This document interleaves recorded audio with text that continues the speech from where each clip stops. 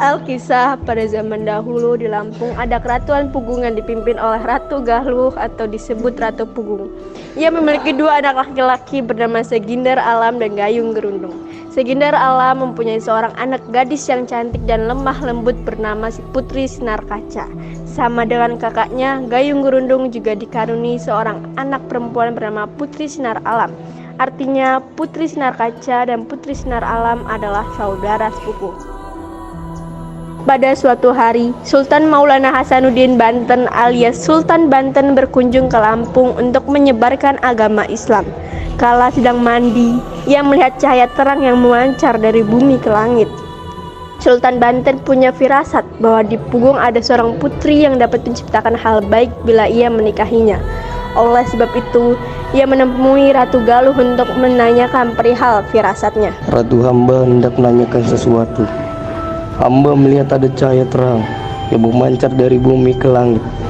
Tampaknya itu cahaya dari seorang putri yang akan membawa kebaikan.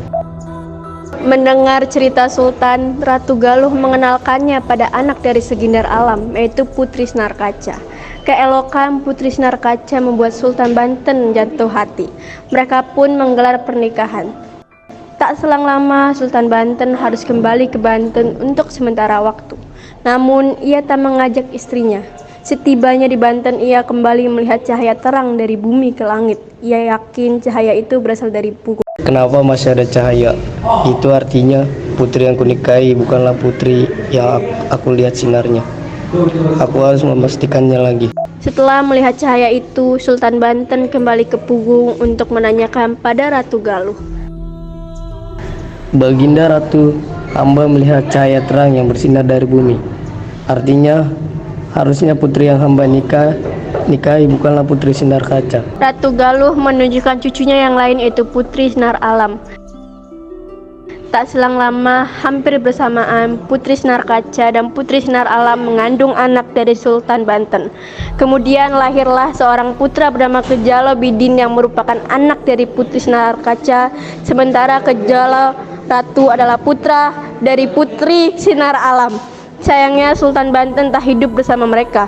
Ia berada di Banten dan tak pernah mengunjungi anaknya ataupun istrinya. Kejalo Ratu dan Kejalo Bidin tumbuh bersama di Pugung. Mereka kemana-mana selalu bersama. Hal itu membuat Putri Sinar Alam dan Putri Sinar Kaca merasa senang. Pada suatu pagi, Kejalo Ratu dan Kejalo Bidin sedang duduk di teras rumahnya. Mereka lalu melihat ada 3 ekor bunga perkutut sedang bertengger di pohon di depan rumah mereka. Nah, karena perasaan, Kejalo Ratu bertanya pada Putri Sinar Alam. Ibu, mengapa burung perkutut itu ada 3 ekor? 2 besar dan 1 kecil. Biasanya aku hanya melihat 2 ekor saja. Oh, burung itu tampaknya adalah keluarga. 2 yang besar adalah ayah dan ibu, sementara yang kecil adalah anaknya. Ayah? Setiap makhluk hidup itu punya ayah ya, Bu? Tentu saja, Nak. Kalau begitu, seharusnya aku dan Kejalo Bidin punya ayah kan, Bu? Di mana ayah kami? Namun, Putri Sinar Alam hanya diam saja. Ia tak sanggup menjawab pertanyaan sang anak. Berulang kali, Kejalo Bidin bertanya soal ayahnya, tapi Putri Sinar Alam tak menjawab apa-apa. Kejalo Bidin dan Kejalo Ratu hanyalah anak-anak yang tak mengerti kenapa tak ada sosok ayah di antara mereka. Saking penasarannya, mereka pun bertanya pada teman-teman. Apakah kau punya ayah? Tentu saja aku punya ayah. Ayahku baik dan pemberani. Bagaimana bisa kau tahu siapa ayahmu? Aneh sekali pertanyaanmu. Tentu saja aku tahu siapa ayahku. Dia selalu bersama aku dan ibuku. Memangnya kau tak punya ayah? Iya, aku dan Kejalo Ratu hanya tinggal bersama ibu kami. Kami tak tahu siapa dan di mana ayah. Namun, sejak saat itu, teman-teman Kejalo Ratu dan Kejalo Bidin malah mengajak mereka. Dasar anak tak punya ayah. Lantas dari mana kau lahir? Mengetahui cucunya mendapatkan penghinaan lantaran tak hidup bersama ayah, Ratu Galuh tak diam saja. Ia lalu menjelaskan siapa sebenarnya ayah mereka. Cucuku tersayang, tak usah dengarkan kata mereka. Kalian punya ayah, namanya Sultan Maulana Hasanuddin Banten. Ia adalah ayah yang cerdas, hanya saja ia sekarang berada di Banten. Banten? Di mana itu, Kek? Kami ingin menemui ayah. Cucuku, Banten itu jauh sekali dari Pugung. Kesanalah jika kalian sudah dewasa. Ibu pasti mengizinkan kalian ke sana. Setelah Gejalobidin dan Gejaloratu tumbuh dewasa, mereka pun memutuskan untuk mengunjungi ayahnya ke Banten. Untuk sampai di Banten, mereka melewati Muara Kuala yang lumayan panjang dan luas. Saat menyeberangi Muara Kuala, mereka kekurangan bekal. Karenanya, hanya Gejalobidin yang melanjutkan perjalanan mencari ayahnya. Sedangkan Gejaloratu tinggal di sebuah pelabuhan. Sesampainya di Banten, Gejalobidin tak mengalami kesulitan dalam mencari ayahnya, mengingat ia adalah tokoh ternama. Namun Sultan Banten tak langsung percaya bahwa Gejalobidin adalah anaknya. Sang Sultan memberi syarat pada Gejalobidin. Kalau begitu, aku akan mengujimu terlebih dahulu. Tidurlah kau di atas daun pisang ini selama 3 hari 3 malam. Jika daunnya tidak layu, maka benar kau adalah anakku. Gejalobidin tak takut dengan syarat yang diberikan oleh ayahnya, sebab ia yakin sang kakek tak akan pernah berbohong soal ayah kandungnya. Setelah Sultan 3 hari daun pisang itu tak layu, sang Sultan langsung percaya jika pemuda itu adalah anaknya. Benar kan? Aku ini anakmu. Ibuku adalah Putri Sinar Kaca. Karena keberaniannya pergi ke Banten, Bidin mendapatkan gelar kehormatan dari sang ayah, yaitu Minak Gejalobidin. Tak hanya itu, Minak Gejalobidin juga mendapatkan hadiah dari ayah. Aku akan memberimu hadiah di dalam peti ini. Bukalah saat kau sudah tiba di rumah. Terima kasih, Ayah. Karena penasaran dengan isi dari peti pemberian sang ayah, Minak Gejalobidin pun membukanya saat menyeberangi lautan. Isi peti itu ternyata bula-bula gujit dari tanah yang berisi air suci. Saat peti terbuka, ada 2 yang melompat keluar. Bula-bula itu rupanya sakti. Sebelum meluncur ke laut, mereka berkata, Kami akan berada di Pulau Sangian dan Pulau Tepung.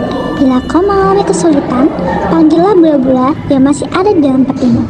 Mereka akan membantumu dan turutilah perkataan ayahmu. Jangan membukanya di sembarang tempat.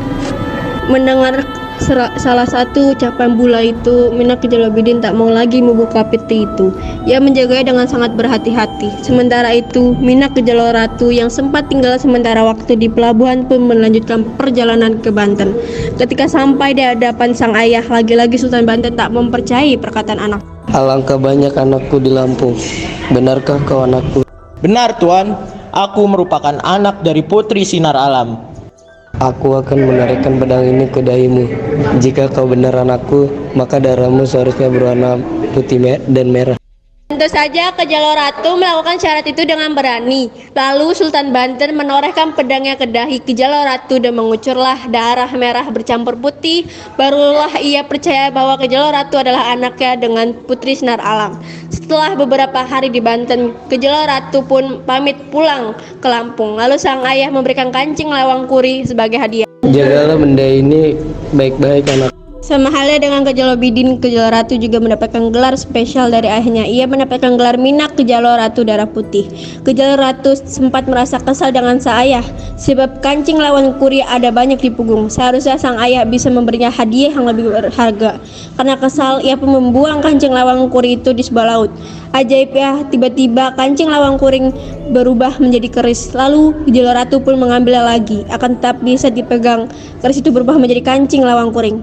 Lalu tiba-tiba saja ada suara gaib terdengar. Aku akan berubah menjadi keris dengan sendirinya jika kau butuh bantuanku. Suara itu berasal dari kancing lawang kuring. Karenanya Minak Gejaloratu Darah Putih pun bahagia dengan pemberian sang ayah. Sesampainya di punggung Minak Gejaloratu Darah Putih bertemu dengan Minak Gejalobidin. Mereka pun menceritakan pertemuan dengan sang ayah Sultan Banten. Merasa sang cucu punya kemampuan untuk memimpin, Ratu Galuh pun memberikan kekuasaan pada mereka. Minak Gejalobidin memimpin kawasan Melinting, sementara Minak Gejaloratu Darah Putih memimpin Kalianda. Daerah yang Minak Gejalobidin mendapatkan sebutan Keratuan Melinting dari Ratu Galuh. Lalu Minak Gejalobidin dikenal dengan nama Ratu Melinting. Sedangkan Minak Gejaloratu Darah Putih lebih terpopuler dengan sebutan Ratu Darah Putih. Ratu Melinting dan Ratu Darah Putih memimpin Keratuan Melinting dan Keratuan Kalianda dengan arif. Berkat hadiah dari sang ayah, mereka bisa mengalahkan serangan-serangan musuh yang ingin menghancurkan kekuasaan mereka.